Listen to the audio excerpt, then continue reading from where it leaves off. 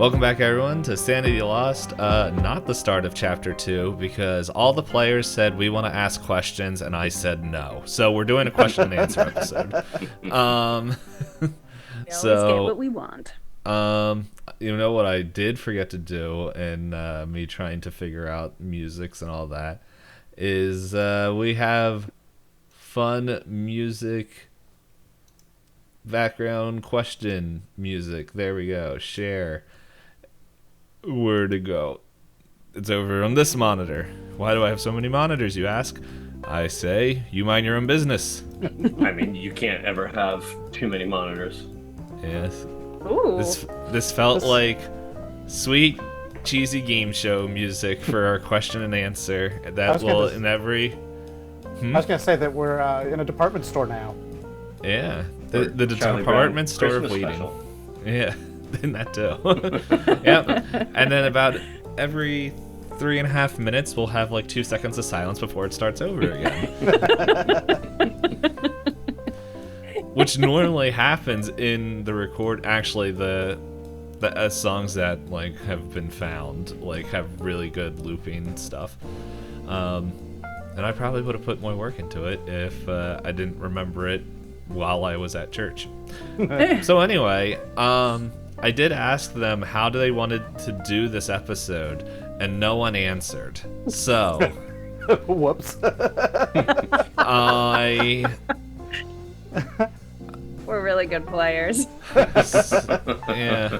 I just remember multiple times at PAX Unplugged where Elizabeth would be like, "You guys are the worst. You don't plan." And then I ask, "Hey, just let me know what the plans are for this episode because I don't know what you guys want to That's do." right, with this." Dave. Tell her. And now the shoes have turned on the tables or whatever that line is. Now Shoes have turned on. The turns have You know, tabled. when the shoes turn on the table. exactly The turns have tabled. The turns have tabled. with their shoes. But yeah. So yeah, let's. I guess if we have questions, we can start off. But as I mentioned to them, yeah, we will be. There are things I will not be answering, and I will say, haha, no, no answer for you. Which who knows? This question and answer might be a really quick thing. But yeah. So I will say I mentioned this tonight as I was getting the last episode ready to render. I gave myself a heart attack because I'm like, where did the video go? Because I had everything set up, I just didn't render the episodes yet. Turns out that I deleted all the video, so it was sitting in my recycling bin, so I found it. But it was gosh. like, I'm like, what the? Oh no. So I probably would just put funny pictures up for the YouTube video.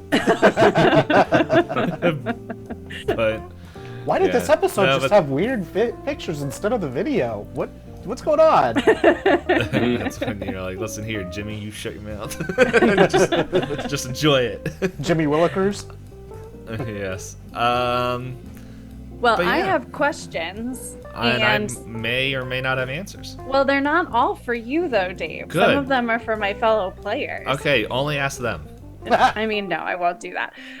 Okay, so, well, here's an easy one, and Dave, I do want to hear this from you too. No. I am curious what everyone's like highs and lows from the campaign were, like your favorite moment, and then like the one that you hated or like felt frustrating or like was hard. And I think I'm more curious as like us, right? Like not as our characters, but like as players, like what felt really fun and what felt hard.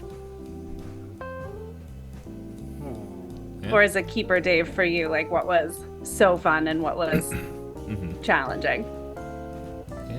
Yeah. Do you have your own answer? I was gonna say, why don't While you we go think of first? ours. You gotta answer your Wait, own that's question not too. fair. I was gonna say this doesn't seem fair. You gotta If answer you your own listen to the question on majority that of one. the episodes, if you listen to the majority of the episodes, I always answer my questions first. Well, it's your Except for point. the one, I think it's episode 7 where it's 7 or 8 where we go on for like 20 minutes just Yeah. talking about foods being coated and things and how no one in this call eats spam. I will admit I am listening back through the episodes. I'm enjoying that early show banter. Yeah. and then I enjoy the rest of the episode. But I was just like, I remember, I forget who I was telling, but I was sitting there, I was telling Hop, and I was like, yeah, I was listening back there, and I'm like, oh man, I know what I would do here. Totally forgetting that I am running the game. So, and then it'll happen. I'm like, whoa, I'm a cheat. Wait a second. Okay, Okay, so I do you have banned an for enough answer? time. People should have answers while I think of something. Okay, well, I'll answer. So I think for me, and I actually kind of hope we can like talk about this. This is one of my like bigger questions for like us as players. One of the things that felt hard for me to know how to manage was the vast array of choices that we had in this whole chapter. Like, you know, like Dave, you would say things like, you can do whatever you want. And I think coming into Cthulhu, like being the first time that I've played this system, that felt very overwhelming. And I think when we were trying to figure out how to handle Uncle Buster and the box situation, I just kept thinking as a player, like, there has to be a way out of this. And I don't know, Dave, maybe that's a question for you. Like, maybe there really wasn't. Maybe you were kind of like railroading us a certain direction, but like, I felt like I wanted to know more about the choices that I had or the resources that I could access, because I felt like I could have done more and I didn't know how to. So that was one of the harder things for me. And feel free to engage with that. Yeah, I mean, I can definitely agree there, because there's just, like, what do you want to do? You can do anything. Oh, okay, I guess we'll just call this a normal day and I'll go to work, and you know, Yeah. it's like, there's a lot of options, and it's not always, it feels like there's a lot of times when it's not clear what information is necessarily relevant to what's going on, which Yeah. it can all have meaning at points, but it's also figuring out, okay, well, does this have meaning now, or is this something that's being set up for considerably down the road, whether that's later in that chapter or beyond. Like, Yeah. I really want to know more about Theodore in particular, because it I felt like such know. a short encounter. And so creepy, but like meaningful. I don't Okay. know. Here's a question for you, Dave, that you can or cannot answer. If we had tried to go and find Theodore, was there even the possibility that No, we could you would have never found him? have found him. You would Okay. never have found him. Like, I am confident in telling you, Theodore is there for a reason, and he has a purpose. But you guys, with your current knowledge and skills and everything, you would have just wasted the day, and pretty much things could have possibly, the town probably would have been touched more. Yeah. You guys kept it very contained with how fast you guys went, but Yeah. Yeah, I feel like we ended up almost getting pushed into a certain set of choices towards the end of that chapter, but it was also very much these being decisive of like, okay, this is what's going on, we've got to choose, and it's like the time for choices gets narrower and narrower. It's like, well, okay, that we're doing this because something's got to be done. yeah. Most Call of Cthulhu campaigns, they are a slow burn until the very end, which is what happened to you guys. Very much so. Yeah, and there was just things that you guys did that accelerated and de-accelerated things. So it's just like all right, can you give us, like, from your side, like, one choice that we made? Well, actually, okay, here's a question for you. Was there a choice that we made that surprised you as the keeper? Oh yeah, the last end. The end. I thought you guys were gonna fight or run. I did not expect a deal. Oh, in Caleb's mind, their run was not an option at that point. Oh yeah, no, like the way, like in planning that episode, I was not expecting you guys to attempt to strike a deal. I wasn't expecting a deal either, honestly. That was just like, well.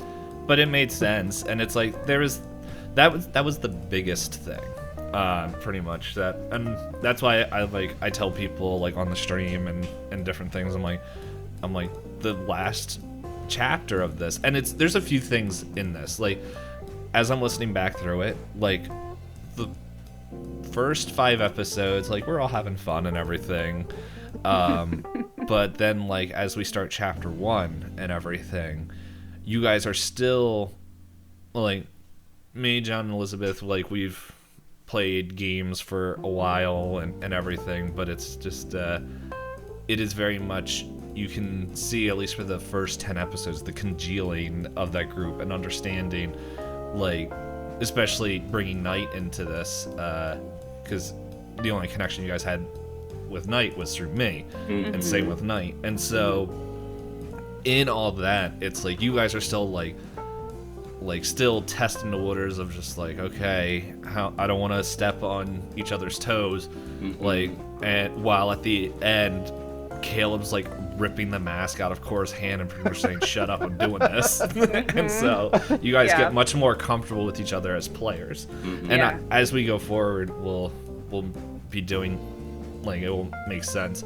The other thing that, like, you guys mentioned, like, a little bit of the frustration at the beginning of not knowing what to do, that was a little bit intended, like, because mainly because at the beginning it's just like your characters don't have pretty much the connections and understanding that you guys do at the end of chapter 1.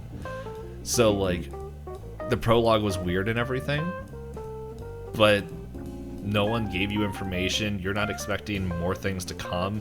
You don't know about this whole other weird world. And so Uncle Buster shows up, and it's, listen back to it, I'm like, he does some weird trash, like, right at the beginning of the episode. Like, just, like, there's already stuff popping off, like, kind of to get you guys in the mood and start looking and focus on it. But no, then there were also, like, a lot of different threads. Like, I still have questions, and I know you, like, intentionally left that open, so this is probably a space where you won't answer questions, but, like, there's still a lot of questions about the mine and, like, what was going on there, and, you know, that could have been an area where we spent more time. That's also really, like, interesting to me too, because we finished, like, you gave us a time frame at the beginning of chapter 1 that was a whole week long, and we basically completed it within half that time frame. And so, like, it's just really curious to me, like, if we had taken more time, I'm guessing that there would be more impact on the town then. A little bit, but that was also me, like, the prologue was very much on rails. The second one, which I think is a little bit more that I'm more comfortable with, is sandbox style campaigns, which that's what Ravenscales is. That's what Sky Pirates all was, is just sandbox. Well, the sandbox in this is the town, and so pretty much there were events that were going to happen, but I quickly realized that if we were just doing that, like, if there wasn't the plan of going forward and keep going forward in time, and, like, the story was just that time period, I think it could potentially last the whole week. But there was things I'm like, behind the scenes, I'm like, no, we talked about this, and, like, there's like it was more of just like a storytelling choice. I was just like, and especially like seeing how like where you guys were, kind of just where you were focusing and where you were moving and everything, and I'm like, no, you guys, like, if you guys didn't push as hard as you did towards the circus, like, it probably would have lasted longer. But like, you guys were very much like Thursday night, we're going to the circus. Like, okay. I mean, like, you guys would have. I mean, it definitely felt like the circus was something that it had an urgency to investigating it and getting as much information as possible, as quickly as possible, just because of the nature of it. And then with the sheriff getting taken, that just kind of ramped everything up dramatically at that point. Well, then we did have a ticking time clock, right? Yes. Because we had Then, that, like, yes, that you guys time were frame. given you have a day. Yeah. Well, actually, it was like 12 hours Yeah. to figure out. And So I'm curious because I know this because I'm married to one of these people, but Who? Percy, I'm not married to Percy. Percy, I think didn't. Well, I guess John, you can explain, but like Percy was planning on fighting. Yeah, no, I was definitely setting up in that when I was squaring off with whichever clown it was. Toto. And the man think with 1,000 voices. yeah, it was during that phase, like, I dropped below my insanity too. So I was kind of like, all right, well, at this point, you know, Percy's going to think that he has the strength to be able to do this, and with the insanity thrown in, like, all kind of self-preservation is out the window. And I think what happened there was we ended the episode like on a cliffhanger at that point. And then I probably needed to communicate what I was planning on doing, because then when we jumped into the next episode, I think the moment had kind of passed, and so we sort of like moved more into that negotiational stage. And since I was still technically insane, like, I felt like I was kind of stuck in that moment. So yeah, I think I was definitely preparing to, like, I wasn't expecting that I was going to come out of that. I think that was going to be like Percy's kind of blaze of glory, and then probably, you know, get trucked on. But instead of getting hauled off, Percy just wanted to go out the hero in that moment. You still were put on a truck. Yeah. Very different. I feel like the approach into that kind of negotiating phase sort of almost magically suspended the rest of the entire encounter to a large extent. Escalation of, like, the hostilities. It just like paused everything.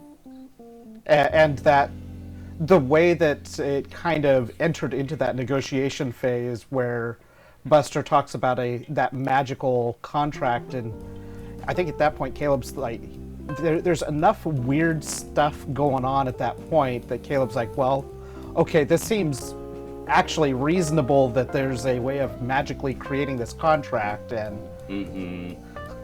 while there's some regret that in the hindsight of not adding in a clause to not harm us, it's like still there was that feeling that, okay, yes, this is something that will bind Buster and give us an out that doesn't involve getting anyone else hurt, really. Right. Sure. Yeah.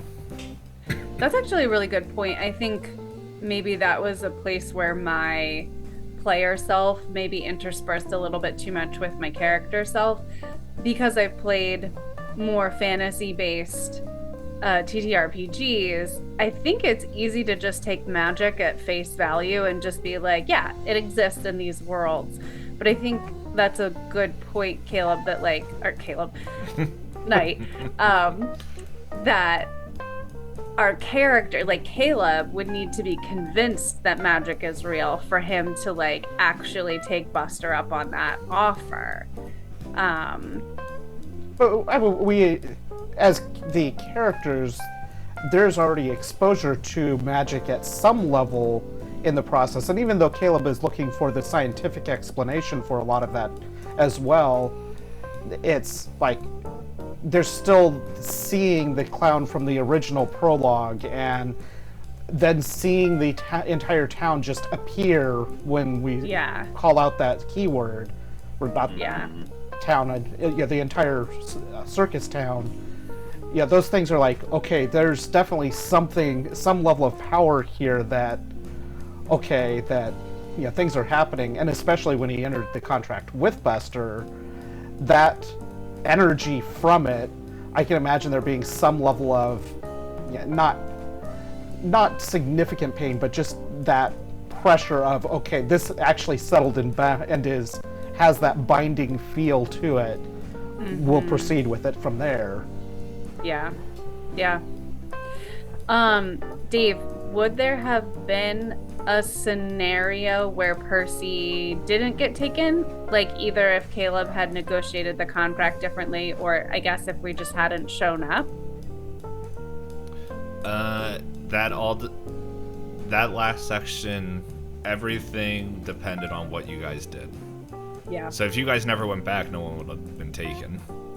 If Caleb, because there was chances where I think Uncle Buster's like, do you agree with this contract? And there could have been dispute. There could have been stuff like that. Like, yeah, that's definitely the hindsight is like, when Buster gives the initial contract, I don't think Caleb would have made that statement or added anything to it at that point. The hindsight definitely, seeing that in hindsight, Caleb's going to be kicking himself like, why didn't I think to include something like that, or at least try to include something like that? And that's I don't think I would have played it differently. It's hard to say. I can't say I would play it differently, even again, because Caleb wouldn't have had that knowledge. But at the same time, that also means he's going to be a little bit more paranoid in the wording of things like that in the future. Sure. Yeah. It's an experience thing. You're like, oh, I see how this plays now, and next time I'm going to be, aware of it. Yeah. I still want to go back to the first question and learn it where everyone was frustrated or excited for their character. Elizabeth only shared what she was frustrated about. I think I enjoyed, and I get with Cthulhu, it's more of a slow burn, less action, type game. But I did like the sequence when Percy was getting chased through the woods and kind of having to make like quick reactions on trying to lose them and kind of leaning into some more of the skills that they have. I think it also was like a moment that felt more like there were more stakes involved with the character. Like it felt like, a lot of and I get, with it being build up, but that's not always going to come into play. But there weren't as many moments until the end where it felt like, all right, my character's in danger here, or, I need to play this smart in order to get out of this scenario. So that moment I thought was cool. I enjoyed that sequence a lot. Yeah, I actually think some of my, both for the prologue and in chapter 1, I know we're not talking about the prologue, but I think it's like the same. It can be added in there. We didn't do something for the prologue. Yeah, I think some of my favorite playtime is when the stakes are really high. I think it's one of the reasons why I really enjoy Cthulhu is because I come into this assuming that something horrible is going to happen to either my character or NPCs that are attached to my character that really matter. And to be honest, it as a player, it stretches me a lot to, I guess, kind of emotionally connect in that moment to what's happening and reach for what, in this case, Cora is going through. And I don't know that I don't think I know her well enough yet even to know exactly how she would respond. But I enjoy that part of the game.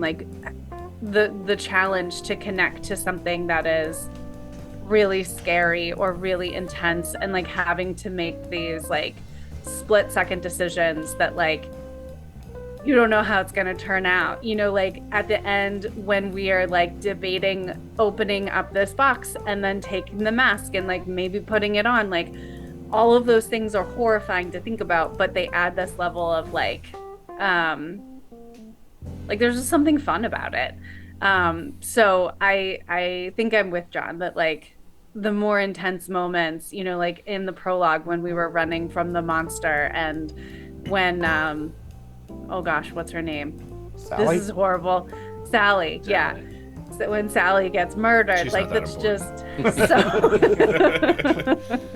like so clown. memorable, so intense. Like She's clown bait now. yeah. Ugh. So yeah, so I think those are like some of my favorite moments of our time playing together. And for me, kind of just figuring out Caleb more and just finding, especially kind of in that level of insanity break of, okay, I must protect my friends and keep my eyes on my friends now, and I'm just kind of turning on that very decisive mode of, I'm going to do whatever I have to protect my friends now. And just kind of, it's like, I don't know, that was kind of part of it is just, the action itself too, it kind of jumps in there too, but that definitely getting a feel for how that character, the system, how the character works as well. Just a lot of fun there. Yeah. Yeah. And maybe that's where, going back to like the frustration question, I think it's actually more about the system of like learning how this game plays and understanding how to apply the skills or the choices to like what's in front of me, right? So like I think that is still a learning curve for me personally of like, Dave, when you say like, okay, what do you want to do?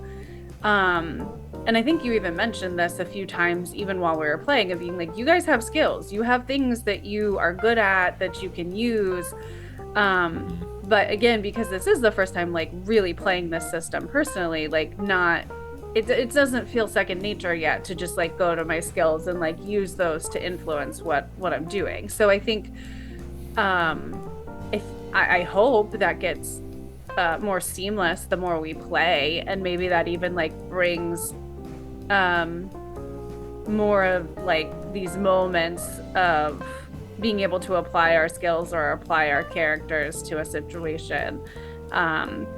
So I think some of the frustration is just like the learning curve of doing a new system for me.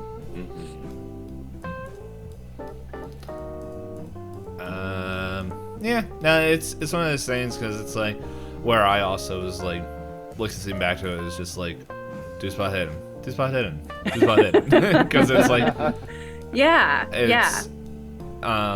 because honestly, and it's us learning the system and everything, and just like getting, because the other side, it was like you talked with people that you guys really trusted for the majority of this episode or chapter, and it wasn't like you didn't really use a lot of like, you didn't question a lot of things unless it was talking with the clowns. Right. So wait, is there stuff you can tell us? Because this is what I'm super curious about. I want to know, here's one of my big questions. I want to know some of the things that we missed that are not like future story impactful that you can tell us. Let me open my notes. Because I actually think that helps me learn it too, right? To like get some examples of like, you could have done this and you missed it, but this would have like given you more information or like flashed that out or something. So the fun thing is that Percy was never supposed to be in the circus at the beginning, but he chose where his character was, right where the circus was. And so like, you guys were never supposed to have that box. Holy moly. Good job, Percy. Good job. Which is really one of the things that changed the whole course of of the thing. It's just like that. Like I listening back, I'm like, where would you be? And like I remember asking you that, and I'm like, it's like north, south, east, west, and you said I think somewhere up north, looking at the mines, and I'm looking, I'm like, that's where they're setting it up. I'm like, okay, so yeah. That's crazy. Yeah. That's actually really crazy. And it's interesting because I think looking back at it, an argument can be made the clown that he was talking to is Toto. Because it's like, interesting. The argument could be there for that first episode. Right. That's kind of crazy. Let me scroll through here.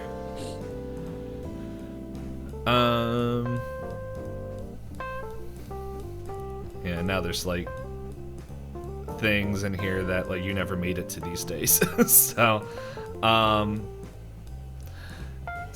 pretty much though, like some of the stuff in there, like I think all the decisions you guys would make are like looking at where your characters are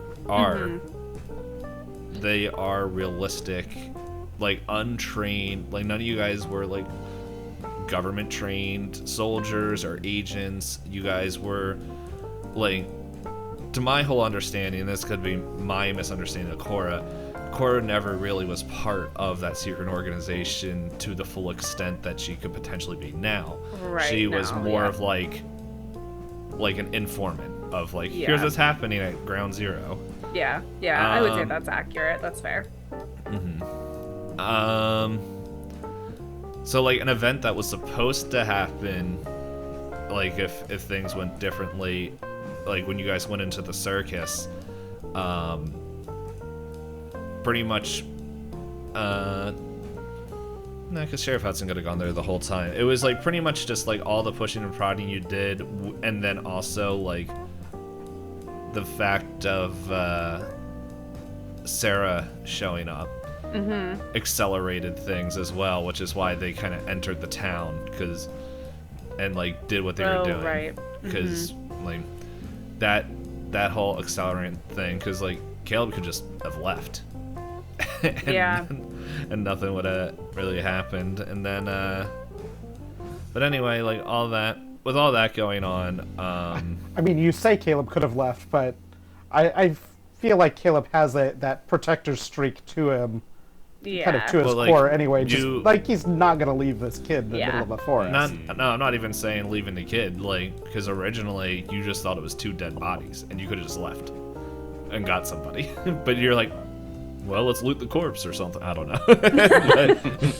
Well, so there's stuff like that. The kid wasn't dead. Wasn't the Sarah making noise at that point? I don't remember. I didn't get because, that far. Yeah, there was something. Yeah. Sarah was crying over the body, so that's what drew Caleb's attention there in the first place. Right.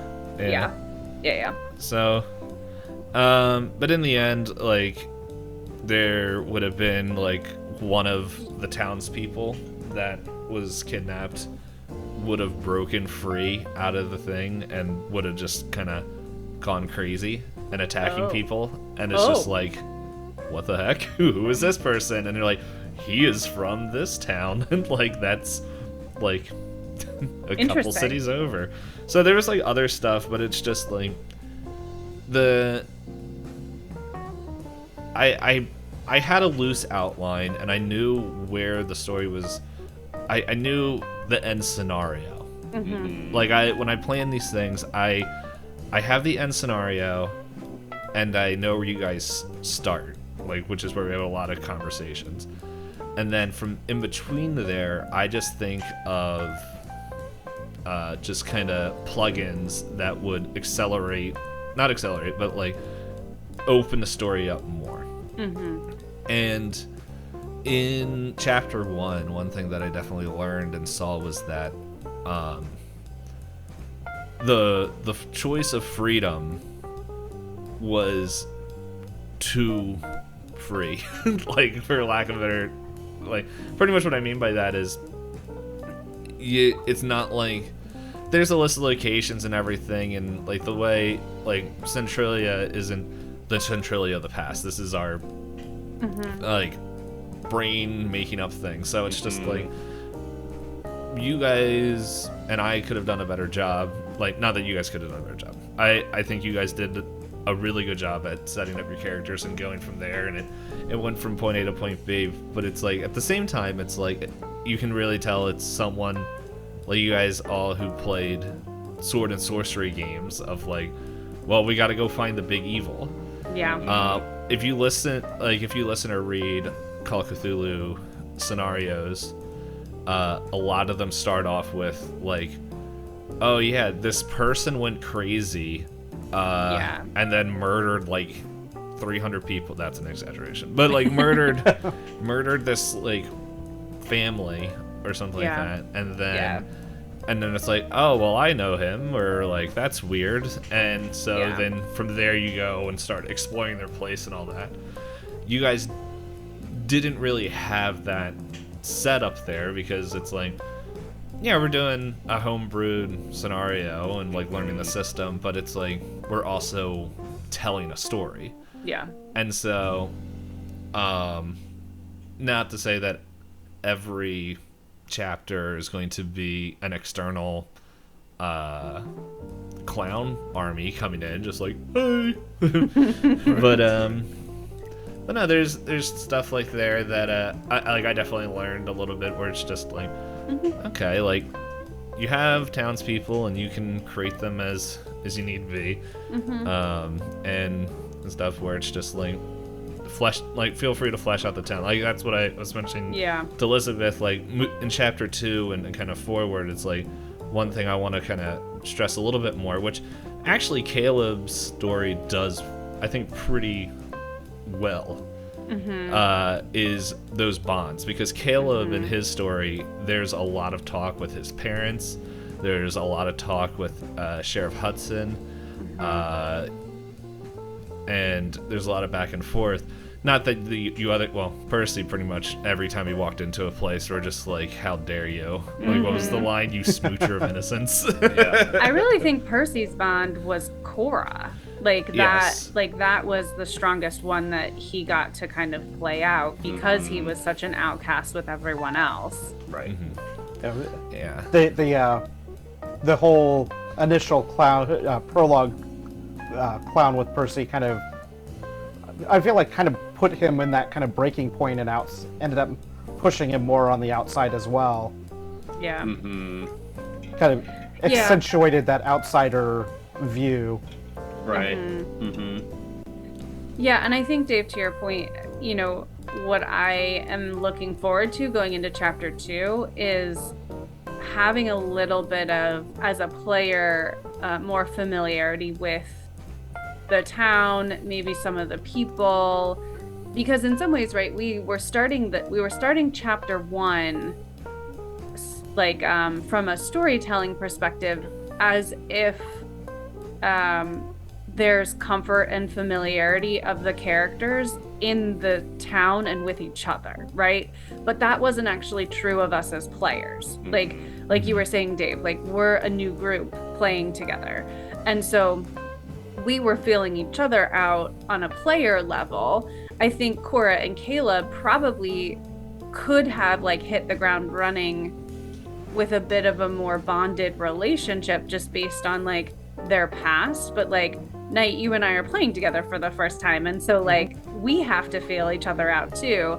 And then like, there were multiple times in those first few episodes where we're just learning about who the people are, and so they're feeling very new to us, even though to the characters, you know, the doctor's been there for our whole lives, and like, Sheriff Hudson has been there for our whole life. You know, like, these are NPCs that the characters should feel really familiar with, but to us as players, they're brand new. And so like, it's hard to bridge that gap sometimes in play, like in how you play that out. So I think that gets to be a little more seamless in chapter 2, or at least that's what I'm hoping, because we have more of this like foundation of what the town's like, who's there, who are the people, and then also like who we are. And even though John's bringing someone brand new to it, you know, like, we now have I don't think that's a spoiler.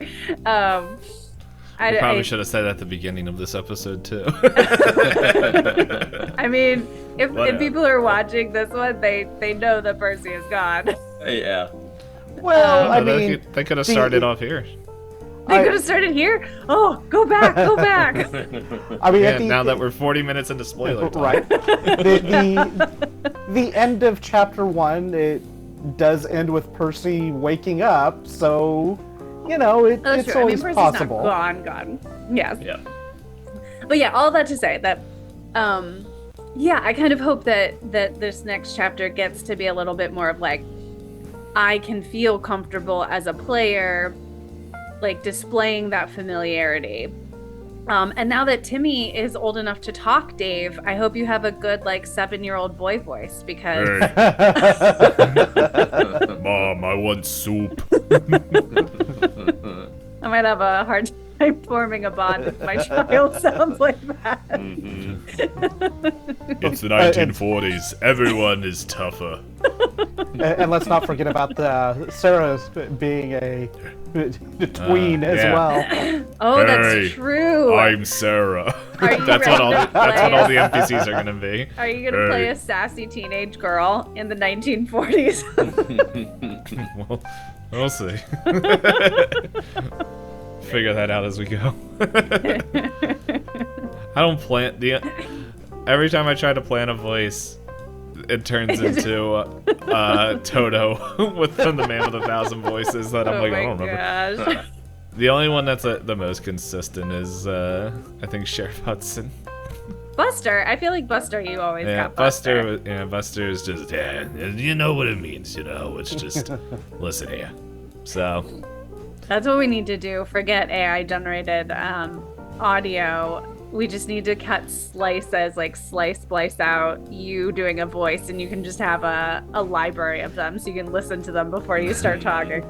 Yeah. Or you just get voice mod and build voice mod profiles for each character. Oh, that would be so fun. It sounds like a lot of work on all of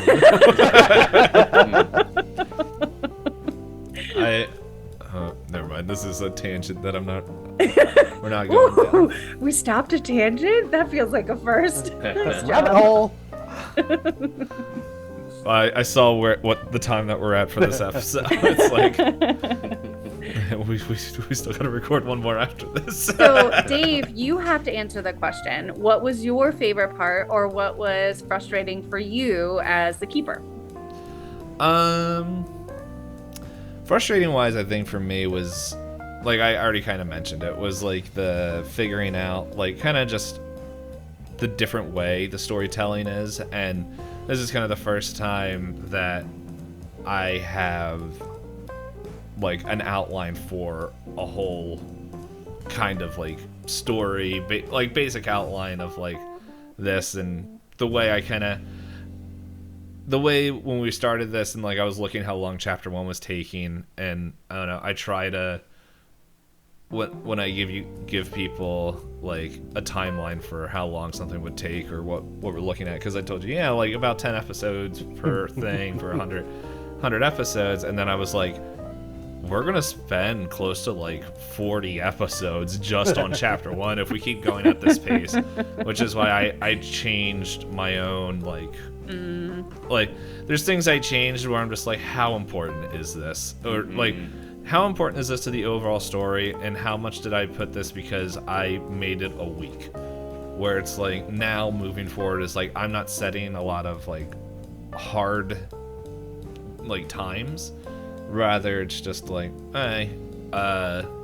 it's gonna be close to this area, and be okay with like something doesn't have to happen every day. Like if there's going to be a time period of when something happens, it's like, you guys have the freedom to do something, but it doesn't always mean that some big story breaking thing's going to happen. It could just, like, there's time where it's like, okay, well, recover, rest, do drugs, I don't know, whatever you guys want to do.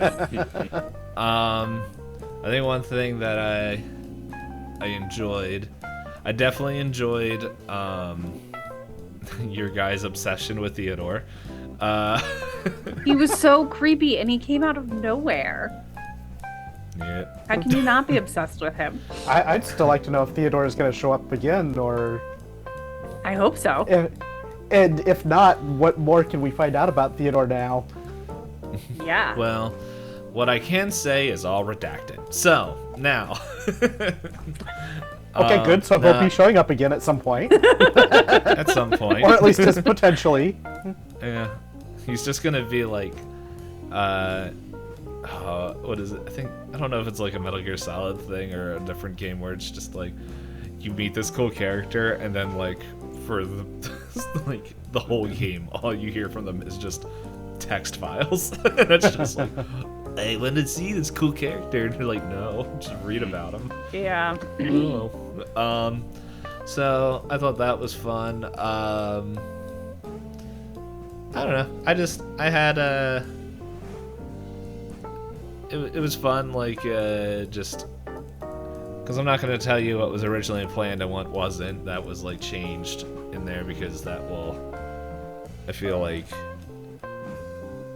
that might not might, but it could.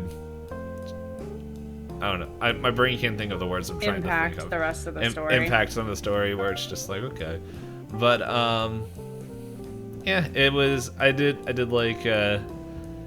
I think the other thing I thought was funny was just like the constant need of like, well, let's just go ask Sheriff Hudson, and it's just like, dude, she's got a job. Leave her alone. And it's like, no, we're just gonna go into her office, and I'm just like, oh my goodness. Well, Okay, I but mean, seriously, she's the only connection that we have. Like, you only gave us one person who knows anything about that stupid clown from the prologue. In the first episode. I know.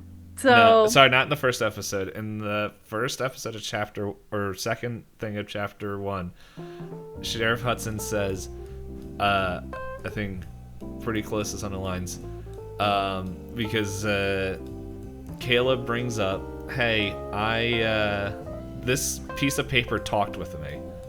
And without even, like, pausing to think that that's weird, she's like, go talk to Father Bailey. And you got, like, not even stopping. You're like, go talk with him. He might know something. did we talk to Father Bailey? You talked with him once. I know. What did he say? I don't remember. I didn't listen to the next episode. Yeah, I don't remember what the discussion ended up being, but I was pretty sure that we had talked to him at least briefly. You talked with him, but it wasn't like you didn't like. I don't think it was as you guys didn't dig as much because he's like, because I do remember a little bit. Where he's just like, oh yeah, Caleb, your mom keeps telling me that she wants to find you a wife. That's the real subplot, and that should Does become Caleb the real get plot. married in the next 7 years? Oh. You'll have to wait to find out. Come back, guys. Caleb's gonna get married in the last Might be season, romance in the on the last horizon. chapter. He's gonna wait till he's like 120 and he's gonna finally get married. His mom the whole time. She's Caleb, like, Caleb. she's like raising like, I've been waiting for 300 years. What happened? Give me grandbabies. Sarah doesn't count. She's not real. No. Yeah. So. Okay, so this is all I have written down for Father Bailey. Are you ready for this? Father Bailey, he looks tired. The past 10 years have weighed heavily. Caleb asks or says, everything's just feeling wrong again. That's all I wrote for Father Bailey. Yeah. So. But but like also listening back to the prologue, like Sheriff Hudson did shoot, but there was a ton of townspeople that were there too. Because like I feel like what I took away from the prologue is that Sheriff Hudson was the one who like pursued it, like one of the only ones who pursued the clown. And maybe I just like remembered that wrong. that's what you guys remembered because at the listening back to it, Caleb is there.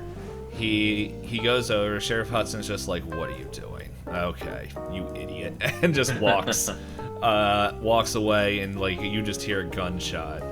But like Caleb, I'm pretty sure it says like there's townspeople that are like armed, like that are just shortly behind her, and then there's like people where the fireplace is, just gathering the young dummies.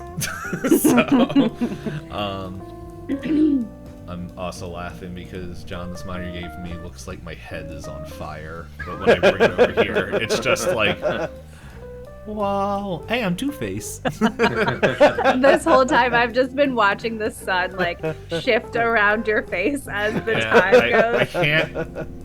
There we go. If I sit back here. Yeah, I mean, I want to say in the prologue, while we were trying to get back to where people were, there weren't townspeople there when Sheriff Hudson basically ran by after running into Caleb to shoot. They weren't initially. Yeah, they were. I think they were shortly behind. So there was more people than just her, but at the same time, it would also make sense because you guys were all like 10, like between 9 to 10. To, I think the oldest was 11. The only thing you would remember, and especially probably Caleb has it seared in his mind, is Sheriff Hudson was like, okay. And like pulls out like the world's biggest gun. So like I think it makes sense a little bit for Caleb because that's the first person he sees that isn't a child that's being chased by, what did I say, a buffalo-shaped man on two. Man, there were some weird descriptions. I think it was like, imagine this man is built like a buffalo that is bipedal. That was like the first thing that was chasing you. And like as I was sitting there listening, it was like, how did this thing get stuck by a bunch of like trees that were just you should just be able to step over? I'm like, whatever. I did what I wanted. Take that, Sally. Yeah, poor I like Sally. how I moved back here and then the sun went behind a cloud. But alright, we should start wrapping this up. We're almost out of an hour. Whew, okay. Well, that was fun. Any other quick questions or? I'm good. Yeah, no, I don't think so. Nothing else jumps to mind. Okay, I got a question. Now, if there was one character that you guys would all be mad if I killed, who would it be? I feel like this is a bad idea to answer. I was gonna say, can I This feels like a recuse myself trap. from answering? There's no, you guys are not writing the story. You have to answer. It was in the contract you signed. I signed no contract. Did you? How about that Caleb has a random guy at contract. the mine who didn't have a name? You know, I'd be so sad if he died. Oh, Caleb? No, the nameless one. The one that stood guard at the mine while we went and got what's-his-face who built the lock. The Old Man Pap? Old Man Pap. Don't kill Old Man Pap. I think the guy that was at the mine was actually Buck Kelly, who's the owner of the mine. And he's like... Well, he was one of them, but I think Yeah. there were other people there. Yeah, there was a bunch of people. Caleb's dad was there. There were other mine workers there too. Yeah, you can kill off any of them. I mean, don't kill them off. I would be super sad. Alright, so Sarah, Timmy, and... well, John's safe. He had he made a character that doesn't have any connections to Centralia. I figured out the loophole of the system. Just don't love anyone. Time to just kill America. The only problem with your loophole is your loophole character got taken. I know. No. I just created another loophole character. The problem is his loophole characters are gonna like only last one chapter, so he's gonna have like 10 characters. Yeah, keep replaying them. Uncle Buster's just gonna keep collecting them like Pokemon. And make the John Chimera. The John Chimera of characters. All of John's characters end up in the weird city. They form their own little rebellion inside the city. Like you guys ever Take seen over. you guys ever seen Full Metal Alchemist with the child and the dog? That's what John's characters are gonna turn into at the end. It won't be just Payne that has to do all the voices for that episode. Yeah, right. Yeah.